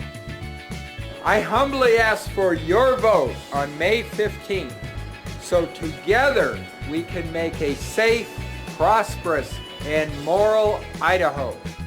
I'm serious. And he told the media that, quote, "Public safety is my passion. Public safety is my mission," end quote.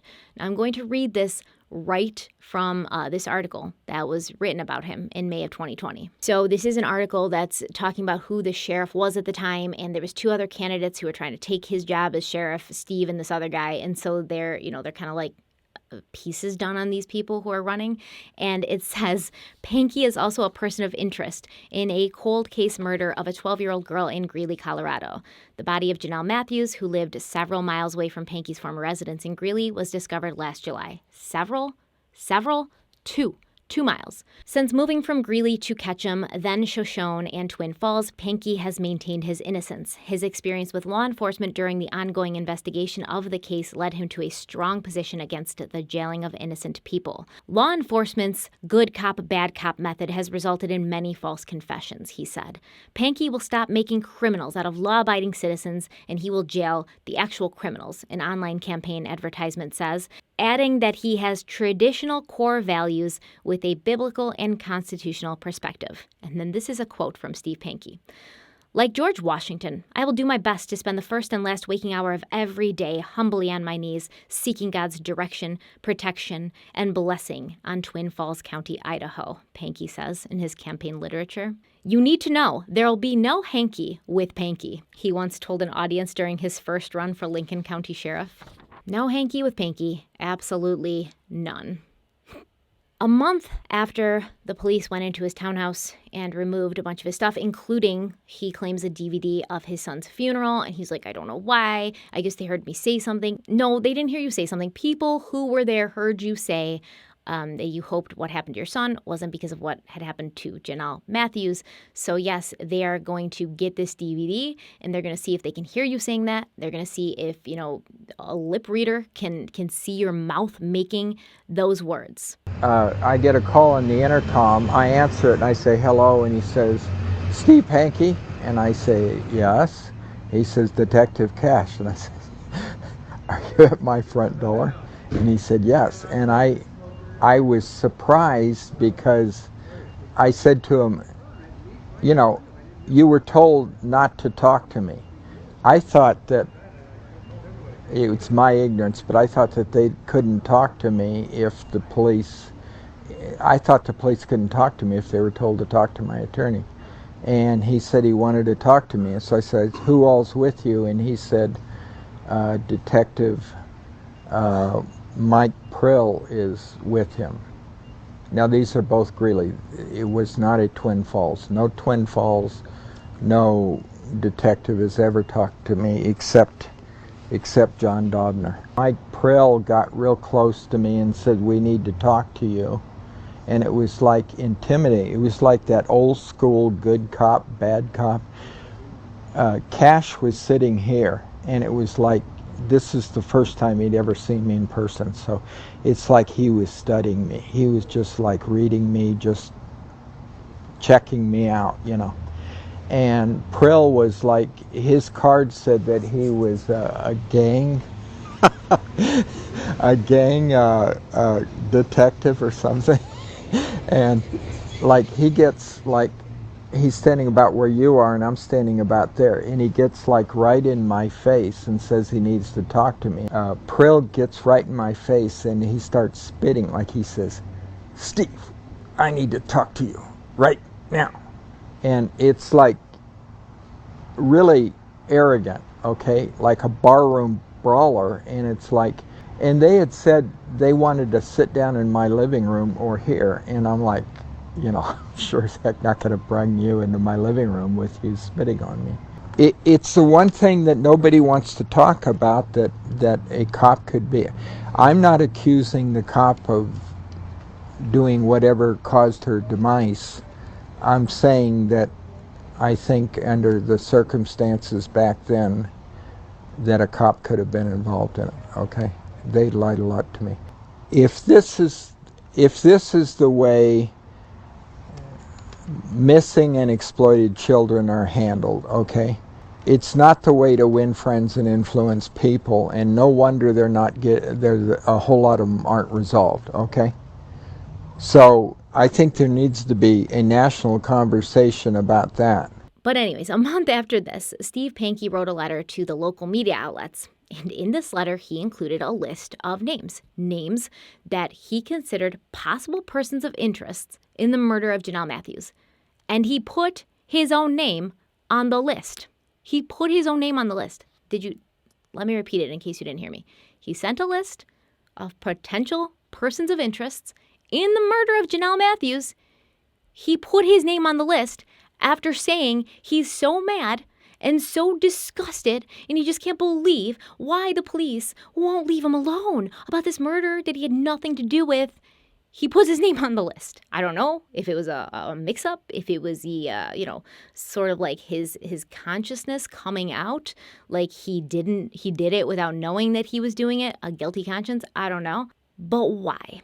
Stephen Pankey also suggested that the mayor of Greeley, John Gates, who, was the mayor at that time, but he was one of the first responders to the Matthews house when Jonelle went missing, he tried to say that John Gates was one of the people trying to set him up, and that in 1993, John Gates had convinced the Sun Valley, Idaho Police Department that Pankey was the Golden State Killer. And, as far as we can tell, John Gates says this never happened. The Sun Valley Police, I think they said it never happened too. But, there's no proof to back up the claim that this happened. And I don't see why John Gates would be just so obsessed with Stephen Pankey. I mean, once Stephen Pankey left Greeley, I'm sure the entire community, the entire town just breathed a sigh of relief that he was somebody else's problem. So Steve Pankey's lawyer has an explanation for all of this. I don't like to judge people, but Steve Pankey's lawyer, his current one, not the local one who was mad at him because he didn't pay his bills, this current one, he kind of seems like condescending and sort of like a prick. And I guess you'd have to be to defend somebody like this. But he claims that Steve is not a killer. He's just a weird guy. He loves the limelight. He's obsessed with true crime in an unhealthy way. He wanted attention, so he made himself the focus of this investigation, and it was all well and good until he was charged. This is the lawyer's explanation for everything, except for one thing. And the one thing that nobody can explain is something that Steve Pankey knew. So in one of his many interviews with law enforcement that just forced himself into, Steve Pankey exhibited knowledge that whoever had taken Jonelle had left footprints and had tried to cover them with a rake. And remember that this was really the one piece of evidence the police department had, so they kept it very close to the chest. Only the Matthews family knew and the police department.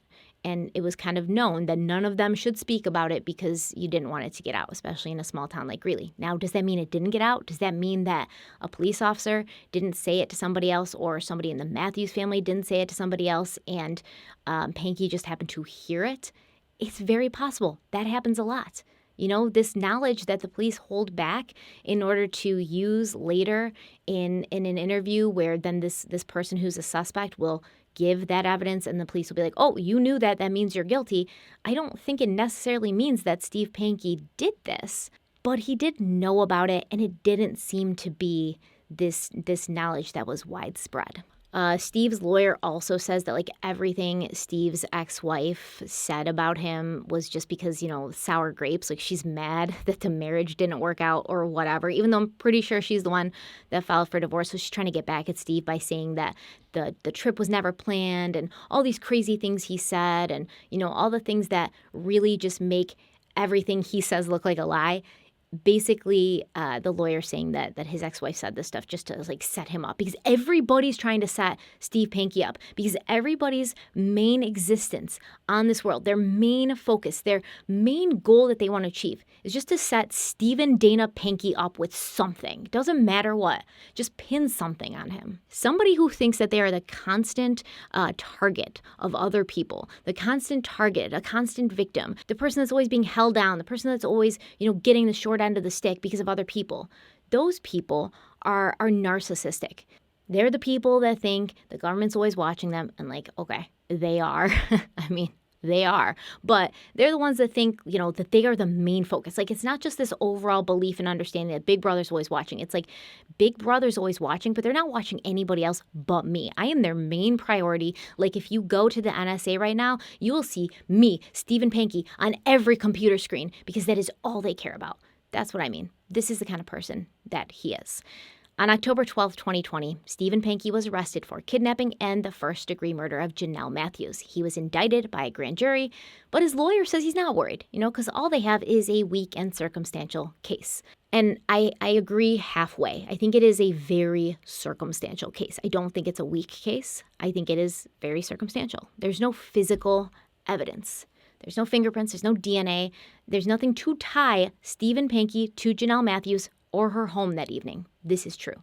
But sometimes a very strong circumstantial case can be all that's needed. And I think in this case that's what they have. And the police and the DA and all these people, they really seem to believe that too. Like, as far as what I'm reading, it seems like it's a wrap. I mean, honestly, I don't know what to think. I want everybody to get their due process. Even if I think they're guilty, I think that even if I'm 100% over here being like, this person is guilty as sin, they still deserve a trial. And to be honest, you know, if Steve's trying to convince someone that he's being set up and framed by the man, I'm the best audience for that, I guess, you know, because I'm always down for a good conspiracy. But there does still have to be some evidence of that for me, and there just is not. I don't know what's going on with Steve and his sexuality. That's none of my business. But I do think that he uses his changing sexuality and other social issues to make himself seem like he has this moral high ground and that he's a good person, an oppressed person, a victim.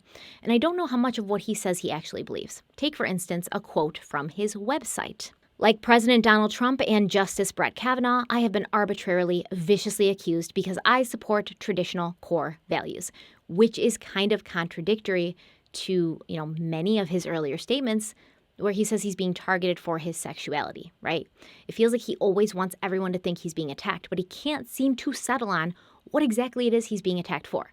So it's the paranoia for me. Does he actually think that no matter what he does or says, he's being attacked and targeted? Here, he's being attacked because he's gay. Here, he's being attacked because he's a believer in conservative values. Those kind of don't go hand in hand. And on the same website where he claims he's being attacked because of his strong conservative beliefs and values, he has a link that's labeled prayer request, justice for Jonelle Matthews. And underneath that, he writes, every child has the right to be safe in their own home. Why does the Greeley, Colorado police only hire white detectives? Should GPD white detectives be the arbiters of truth regarding what a 1984 white cop did with the body of a Hispanic girl? Like, what? What? And that was one of the newer things he came up with before he was arrested while he was running for sheriff. Because Jonelle's birth mother wasn't white, suddenly he's made this into a race issue when he has never mentioned that before, when it's never been an issue before. It just seems like he takes real issues that have real ramifications for real people, and he uses them to benefit himself. So I guess, he actually might have had a really successful career in politics if he hadn't been arrested, because that's what I think most politicians do. But when you're using that to not only trick people into voting for you, to not only trick people into thinking that you care about these issues that matter to them, but you're using it to sort of like take the suspicion of what happened to this little girl away from you. And might I add, he never would have been arrested. He never would have even been a blip on law enforcement's radar if he hadn't run his mouth all over town from the moment she vanished. And maybe that was why he started talking, because he wanted someone to recognize what he did, because he heard, the news stories and he saw it in the newspaper, and he wanted that notoriety and the recognition for his evil act, allegedly. But he didn't want to actually go down for it. So he just wanted to be the focus of the media, the focus of the police. But he didn't want to actually go to prison for it. And he must have been very careful, allegedly, if he did this to Jonelle, allegedly, when he went into her house to not leave behind any physical evidence. He wore gloves, raked up his footprints. He did this specifically because he didn't want to get caught, but he didn't want to not be a part of it afterwards. So I guess what I'm trying to say here is, there's good causes. And I believe that there's people who truly believe in those causes and fight for them. And there are some people who seem to be fighting for those causes, but they're doing it for some kind of personal gain or career gain or clout or recognition, and they don't actually care about those causes. It's all performative. So you really have to look more at what a person does than what they say. You look at somebody and they talk to you and they sound like they're an ally, but then you look at their actions and you have to ask yourself, is this person really an ally, or are they just saying what's popular? Are they just saying what's socially acceptable? Are they just saying what they think I want them to say? Are they just saying what, everybody else is saying because this is the new social movement?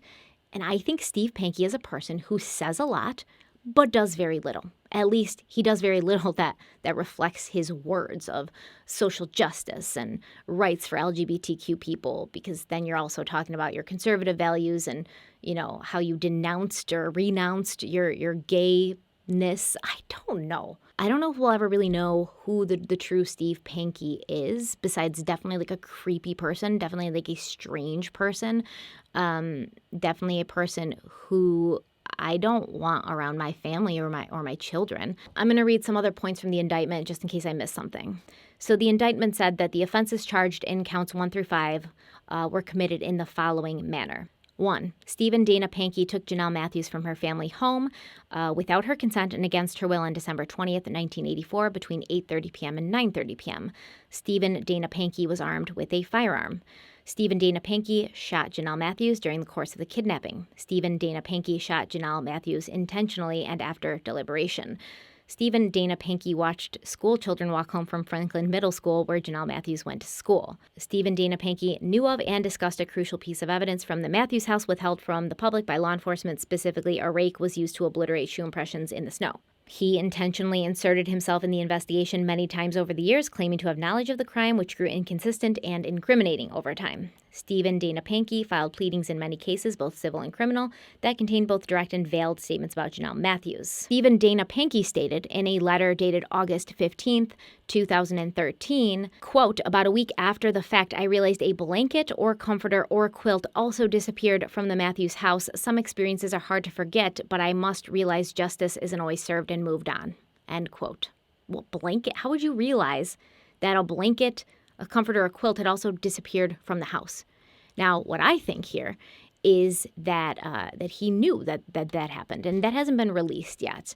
But it's very possible that during the trial, the prosecution will reveal that a blanket or a quilt was taken. So I believe at this point in 2013, he wasn't being taken seriously. Everything he said wasn't really making the police take him as seriously as he wanted to be taken. So he was like, oh, I'm just going to really hit them with something. But they still won't be able to tie me to that crime because I know how careful I was. So I can throw at them all of this stuff, and all they have is circumstantial evidence. All they can do is speculate. And the last 2 points, because I think I've covered everything else, it says Stephen Dana Pankey lived approximately 2 miles from Jonelle Matthews on December 20th, 1984, and Stephen Dana Pankey lived at 27965 Weld County Road 47.5 in 1980, approximately 10 miles due north of the recovery of Jonelle Matthews' body. So also what they're saying here is that in 1984, Stephen Pankey lived 2 miles away from Jonelle Matthews' house. But in 1980, 4 years prior, he lived, just 10 miles away from the place where her body was found. And I think that they're trying to suggest here that he had some prior knowledge of that area. He would be familiar with that area. He would know that it was very isolated, that it was secluded, that there was nothing happening over there. And I mean, he was right if that's the case, because this happened in 1984 when she went missing, and she wasn't found until 2019. So no construction crews, nothing was happening over there. It was very isolated until 35 years later. So I'm going to read from a more recent article. This was from March 28th of 2021, and this is from CBS News. It says just 5 months prior to his arrest, Pankey was a candidate for sheriff in Twin Falls County, Idaho. It was the last of several strange attempts to hold office in the state of Idaho. In all, Pankey attempted 7 runs for office. There were 2 campaigns for governor, 1 for municipal council, 1 for lieutenant governor, and 3 runs for county sheriff. Now Pankey's awaiting trial on charges of kidnapping and first-degree murder. Apparently, the trial is set to begin on July 12th this summer, and Greeley Mayor John Gates, he said that this is a very odd case, and he said, quote, I mean, this is some of the most bizarre stuff I've ever heard, and I've been around the block. But he says the case is strong, and it is strange, and he believes that the prosecution will prevail when Pankey's trial begins. He said, quote, I think they did a stellar job, and I commend our district attorney for prosecuting the case, but time will tell, it's not over yet. So obviously, Steve Pankey pled not guilty to these charges. He's 69 years old at this point, and he's being held at the Weld County Jail on a $5 million cash-only bond, a bond that his lawyer said Pankey would not be able to post. I think that's the point. The 15-day jury trial is set to begin at 8:30 a.m. on July 12th. I will be watching if they publicize it. I hope they do. Pankey's lawyer said he intends to file for a change of venue within 21 days, as is required by Colorado law. The court may change the location of a trial if it's found that a fair or expeditious trial expedient trial cannot take place in the current county or district. Man, I don't know what's going to happen. I tell you what, I don't know what's going to happen. I think that he did this, okay? That's my personal opinion. Like I said, spent a lot of time with Steve Pankey this week. Time that I will never forget, and not in the best way. He definitely did not win friends or influence people, in my opinion. He's just really an insane person. I think he's not mentally well. And I think he did this because no normal person inserts themselves into a case like this. We've seen it happen historically where people will confess to crimes. But once the police are like, you didn't do this, shut up, they stop. They don't keep doing it. He kept doing it. And his lawyer's excuse of he just likes attention, he just wants to be in the limelight, that's not good enough for me. Because even if that's true, you're a really shitty person for doing that. Because a 12-year-old girl was shot in the head. She was stolen from her home. She was shot in the head. By the time they found her body, she was a skeleton. So they can't tell if she was even sexually assaulted. They can't tell what happened to that poor girl. This poor girl who 4 days before Christmas was stolen and murdered. And she was so looking forward to Christmas. She was so looking forward to being with her friends. She had this whole life ahead of her. She was so vivacious, so bright, so beautiful. And somebody did this to her. And you're going to completely impede the investigation over and over and over again for years. So you're a shitty person to begin with. But I really do think that he did this. And that is just my opinion. Don't come for me, Steve Pankey's pretentious lawyer. It's just my opinion. And I'm allowed to have that. But I do want to know what you guys think about it in the comment section. It's not impossible that Steve knew Jonelle. He went to the same church as her. He went to the same church as her and Russell Ross, who he hated, and the Matthews in general. She sang in the choir. He might have seen her perform in the church choir before. The Christmas performance that she put on the day she went missing, that was televised live. He could have been at home watching that. He could have seen it. He could have driven to the place where the concert was being held, stood outside and watched, sat in his car outside and watched, and then saw Jonelle get into Russ Ross's car and followed them home. I think in general, if you ask me what was his problem, I think that he was envious of people in powers of position. If you look at his history, like his family history, he descends from this long line of men who hold these positions of authority, these positions of power, whether it be in the church or the government or law enforcement, and he wanted that, but he never was able to get that. He showed a constant inability to control his temper, to control his impulses. He showed an instability over and over again. He's been accused of sexual assaults from different women. It was almost as if it was in his DNA to seek out that power, and when he didn't get it, he became frustrated. And, maybe he is gay. And because of his position in the church, he felt that, he was shamed by that because he did, go to church. And he said he came from a long line of, what is it that he said? Okay, so he claimed that he came from a family with a long history of homosexuals and hellfire brimstone Baptists. That was what he said. Those are his words. So clearly there's some, something in him that maybe didn't feel comfortable with his sexuality because of how he was raised. And so in 1984, he's feeling very maybe sexually repressed. He's feeling very misunderstood. He's feeling very frustrated. He's having money issues. He's having problems with his family. He's having problems with, everybody. He's getting in fights in front of Walmart. Just a bunch of stuff, trying to run his aunt off the road. All this stuff's happening. He's getting in fights with the teller at the bank. Clearly, it had reached a boiling point for him. And then Jonelle Matthews goes missing. And then all of a sudden he's like the authority figure on everything Jonelle Matthews, and he's fighting for her, and every child deserves to feel safe in their own home. Like, how dare you? Oh, okay. All right, I'm done. Let me know what you think about this in the comment section. I really am interested to know. Thank you so much for being here. Don't forget to check out Native in the description box. Don't forget to follow me on Twitter and Instagram, also in the description box. Also follow my podcast, Crime Weekly. I co-host it with Derek Levasseur, who's a retired police detective. New episodes go out every Friday. Thank you so much for being here. Stay kind, stay beautiful, and I'll see you soon. Bye.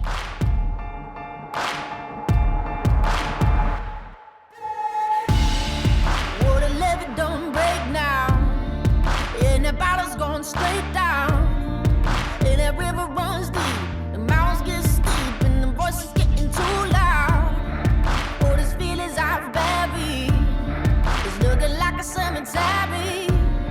They're coming back from the grave, calling out my name, better say a Hail Mary. Well, you don't know how deep it goes until it's getting you slowly. So you got to let it go. I got blood